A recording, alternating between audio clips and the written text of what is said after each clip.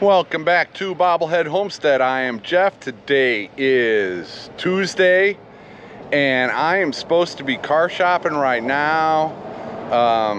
My minivan came out of the shop yesterday, so I was taking off for Benton early this morning, but the minivan is not fixed, so the brakes are still rubbing. So I turned around, I headed into town. I took it to the other mechanic in town that specializes in brakes, and now I'm waiting on Mike. Dogman is headed over here to give me a ride home. They think they can get to it today, depending on whether the parts are available or whatever. So yeah, put a wrench in my plans. The CV axle and the struts, those were fixed, but they did not fix the brakes. And he said anyway, I don't want to talk about it.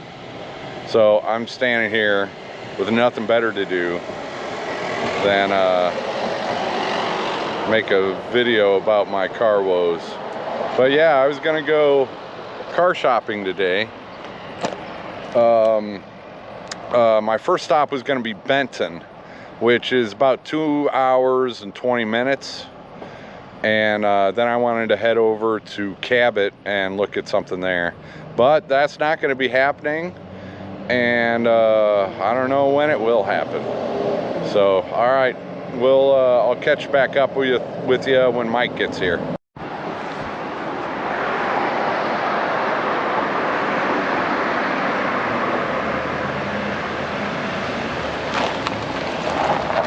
Dogman to the rescue. All right, Dogman bails me out again. So hopefully they're gonna keep it overnight and it'll be done tomorrow. They're gonna do an alignment too. But in the meantime, go check out Dogman. Go become a member. He's a good guy. He needs more members because he's out here rescuing me all the time. And members, they need company. Yeah, so go be a member at Dogman, or and then subscribe to Watchtower Mountain Living. You had a nice video yesterday. Yeah, that's because I was in it. That one's going good. There we go. Dogman, Watchtower Mountain Living, links below. Yep, I had a change of plans today. And I should probably talk about that for the people who didn't catch the live show last night. If you did catch the live show, I'm going to repeat myself here. So yeah, it is what it is. All right, I'll get you up to speed on what's been happening. I was going to go car shopping today. Here's the backstory on why I'm car shopping. The minivan had brake problems. Drew tried to fix it. He discovered CV axle was bad and the struts weren't all that great either. So the minivan, it took me a couple of weeks to get into the shop, but I went into the shop last Thursday and I got it back yesterday. They got a new CV axle, new struts, and they said they, double checked the brakes and they look good. I don't know what double check means. That's what anyway. So I take off this morning to go look at cars about 2.5 hours away, and I got a few miles outside of Waldron and I noticed that the brakes were rubbing again. So the brakes were not fixed. So I turned around, headed back into Waldron, and I took it to the other mechanic in town. Dropped it off there. They said, yeah, they had time to take a look at it today for me, and they'd call me once they took a look at it to see what was going on. Then I called Dogman, Mike, and I'm like, dude, I'm stuck in Waldron, come get me. And yeah, Mike to the rescue once again. And then Mike and I ran a few errands around town, and before we got home, that mechanic had already called me back. They had diagnosed what was wrong. They had an estimate for me, and so that was good. And he said I wish I remembered what he told me, but something was bent. He said something was bent, and that's what was causing the rubbing. And if that's what it was, yeah, anyway. Oh yeah, and luckily Mike suggested I go ahead and get an alignment, because they do brakes and tires and alignments at that same shop. So I went back in and I'm like, yeah, we just got new struts on it. My friend says you should do an alignment after you get new struts on it. And he said, yep, we can do an alignment. So the minivan is back in the shop today. They think they can have it done for me tomorrow, and that is wonderful. But yeah, I need a vehicle. Boss Hog is still out of commission. It was okay to make small trips to town and back, to the dumpster and back, but then I tried to take it up to Boonville, and yeah, anyway.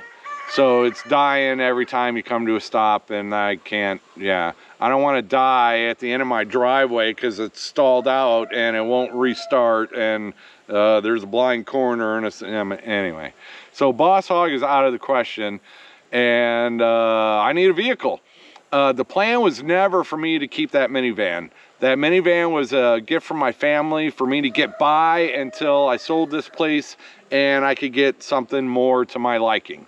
I like the minivan passenger capacity. You know, we took a road trip with Drew and Lindsay and kids all the way out to It's All Grady. The alternator went out on the way, but it's nice being able to carry that many people. And with our mountain home, Jen and Wiley and their 4 kids moving close to me next year, I like having that that passenger capacity. The problem with that minivan was the cruise control didn't work, and the cruise control really helps me out when I'm driving any type of distance to, you know, give some take some stress off my ankle and foot. So I really like cruise control, and it didn't work on that one. And yeah, you can get it fixed, $500 or $600, but I didn't want to throw that into it, which is a good thing because I had to throw money into the brakes. So that turned out all right. And the other problem with that minivan is it sits too low to the ground. The gravel lane going to my new place, then into my driveway, it's a gravel lane. It's got some dips here and there, and that minivan bottoms out on that gravel lane. Minivans just are not meant. They're meant for pavement. They're not, you know, short periods on a dirt road or something like that. But you would not be wanting to drive a minivan on some of the roads I'll be driving on in the future. You know, here the pavement's right at the end of my driveway, and I'm not doing any type of gravel stuff. So the minivan was all right for here, but the new place, it's not going to be ideal. All right, so then my plan was, once I got this place sold, I wanted to go get a vehicle, and I was hoping to have a budget around $7,000 to $8,000. That went out the window. But I was dreaming of a Subaru Outback. That's what I was dreaming of, a Subaru Outback, assuming that Boss Hog was running. But now that Boss Hog isn't running, I used Boss Hog to move all my little stuff down here when I moved. And I can't count on that. So, yeah, so I need a vehicle. The minivan already has a new owner, and we'll be going to them as soon as I can get a different vehicle. I do want to fix up Boss Hog someday, but I can't do it fast enough. So Boss Hog will have to wait.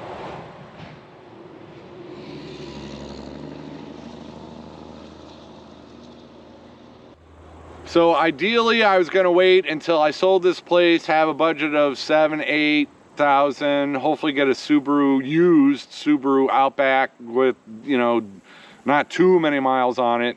But now I've had to spend so much money on these vehicles that my budget went down, and I need a vehicle right now because Boss Hog, you know, I can't use that in the meantime. So, and the new minivan needs to go to its new owner. So I need a vehicle right now. And so that's why I'm shopping, and that's the scoop. So today the live show, I kind of showed you how I've been shopping the past couple weeks. My budget right now is $4,500. And, you know, it is what it is. You can buy something. It's a gamble. Used cars are always a gamble. So what I'm looking for is like a larger vehicle that will haul a lot of people. That's one thing if I don't drive after dark, but if I've got a car that'll hold 7 and Jen and Wiley want a road trip with me over to It's All Grady or White Rock or, you know, whoever around here, we can use my vehicle if they drive home after dark for me. So I'm thinking, you know, a passenger vehicle would be good for my new situation, which includes my new neighbors coming up. And then having it sit up off the ground. Having a vehicle that sits up off the ground, it isn't going to scrape all the time. That's a big benefit. And because I can't count on Boss Hog, I need something that's going to be able to help me move the little stuff from here to the new place. So, you know, something like a Sequoia, another Suburban, Honda Pilot's an option. There are other, you know, 3-row seats, 3 rows of seat vehicles that will pull a small trailer. Tractor Supply, you can rent a, you know, small trailer. But yeah, so like a larger vehicle that can carry 7, 8 passengers, that can also pull, you know, and I wouldn't pull a camper or anything, but a small trailer to help me get moved. That is what I'm looking for. While I've been shopping, Facebook allows you to save ones that you're interested in. And so I had a list of ones that I had saved and had an interest in. And what I found is if there's a good deal on there, it is gone the next day. So a bunch of them that, you know, I kind of had a ranking on what was my favorite. And usually my favorites are sold within a couple days. So car shopping in this price range, in this area, you gotta, you know, first one there with the money gets it. You've got to be fast. And unfortunately, you know, we don't have a lot of options in this area. I've got to go to Fayetteville or Little Rock or, you know, the higher population centers to have much of a selection. But I had picked out one Toyota Sequoia and one Honda Pilot. They were at the same place. And then there were 2 Chevy Suburbans that I wanted to go see today.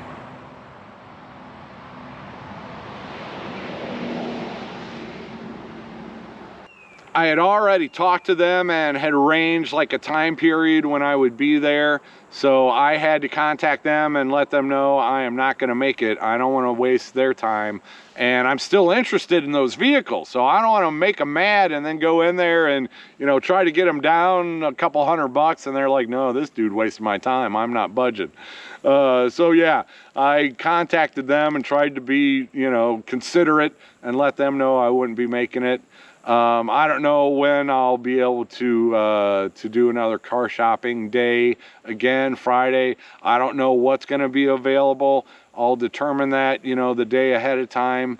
You know, that's the best thing you can do is like the ones I wanted today were 2.5 hours away. Well, you know, they might be gone by the time I get there in the morning. It's just a risk you take. But, you know, set up the day ahead of time just to make sure that it's still available when I'm leaving in the morning. So I'm going to have to go through all that again and do another car shopping day, hopefully this week, sooner rather than later. And the minivan should be done tomorrow, but I already have plans tomorrow. Got to go up to the new place tomorrow. And then Thursday is kind of up in the air. I should be at the new place on Thursday also. And yeah, so that's the whole scoop on the car situation. That's why I'm looking for a larger 8-cylinder vehicle. They tend to last longer than, you know, little cars. I do plan on keeping Boss Hog forever. That's one of my luxuries in life is not selling that. And it's an investment too. I bet I could sell that right now for more than what I paid for it, even though it's not running. So that's the last of the square bodies and Suburbans, the last year for them. Not that my car is the last.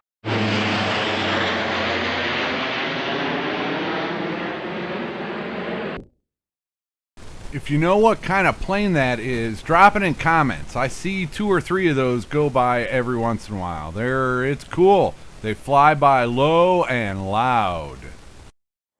the GoPro overheated and shut off. It's only like 75 degrees out here. I haven't had an overheating problem with this one a whole lot, but it did today. And then that plane flew over. So anyway, standing the GoPro in the shade. And what was I talking about? I think I was talking about Boss Hog, and I'm keeping it because it's kind of an investment, and I don't have time to, I do want to, you know, fix it up, but I don't have time for that because I need a car right away. Yeah, I don't know what else to tell you. I would like a third vehicle, a little gas sipper, you know, some little 4-cylinder. I do need to start going to Russellville a lot more often, like once a week. So having a gas saver would definitely help with that. I don't do a lot of driving, and I don't put a lot of miles on cars because I'm usually trying to save money on gas. Luckily, the new place is only like 8 miles from Boonville, so that I won't be spending a lot of gas going back and forth to town. I would go into Russellville and back, though. What else can I tell you? Yeah, so I would like, you know, and then maybe I'll think, I like cars that are easier to get in and out of, like that minivan. That was easy to get in and out of. You know, little, you know, sedans, sometimes those aren't so easy to get in and out of. So I might be shopping for a smaller SUV type vehicle, you know, Subaru Outback, RAV4, what's the Honda CRV. Those are ugly, but yeah. And there's a whole bunch of, but when I go something that route, I'm probably going to want a lot less mileage on it so that it'll last. But I'm not there yet. But yeah, so that's kind of the scoop and the backstory. Oh yeah, another hint last night is not only am I saving cars from Facebook Marketplace, I am saving storage sheds. So I am shopping for a storage shed. I think there's a green one here. It's a 10 by 12. It is taller, so there's some upper room. And I am going to leave that one here for the new owners of this place. And I'm just going to get a new one or a repoed one. So I have started shopping for those. I need a vehicle. You got to go around to all the shed places if you want to shop for a shed. You can only get so much information off Facebook Marketplace. But you might have saw in Dogman's video when we went to Puppapalooza in Dardanelle, we just went across the river into Russellville and looked at a shed there. So I've already found one in my price range. It's a 10 foot by 20 foot, and that'll be good. My price range is less than $4,000 on a storage shed, and I should be able to get something decent size. You know, my house is 12 by 40, so I have to have a shed down there. I have to have a shed down there, and then I want to run electric to it. And have water spigot over there. The electric will be for the energizers to run electric fencing, and the water I need to water the chickens. And I also want water and electric over there for an RV site. So yeah, I will be shopping for a car, and then once I have a car, I can shop for a shed. And then and another thing, if I buy a shed from one of these places, I can say, all right, here's the deal. I want to buy the shed from you, but I also want to hire the people who deliver it to go get my other shed. That's going to be to my benefit, I do believe. So yeah, and it's just, yeah, it's frustrating not having a vehicle, not being able to make much progress at all when you want to get moved. And yeah, and then you think you're finally making progress, and the car, which was supposed to be fixed yesterday, wasn't fixed. And yeah, but there's light at the end of the tunnel, I guess. There's gonna have to be. All right, that's the update. Sorry, this is a repeat of the live for the most part. I did talk about the shed some more, but yeah, I am shed shopping. Some of them are metal. Like the one I looked at is cheap. Mike already suggested some ways to beef it up, and he was right about that. But I couldn't beat the price on that one. The all wood ones, those are more expensive. I can still find one in my price range. It's just they'll be smaller. But yeah, I need to go out and check out a few lots. talk to them about getting one. And also, like the shed place in Russellville we went to, they had their truck with the tilt trailer and the little mule thing sitting right back there. So I know they would be able to move my shed to house. And car's coming. That's it. That's all I got. Thanks for watching. Take it easy, everybody.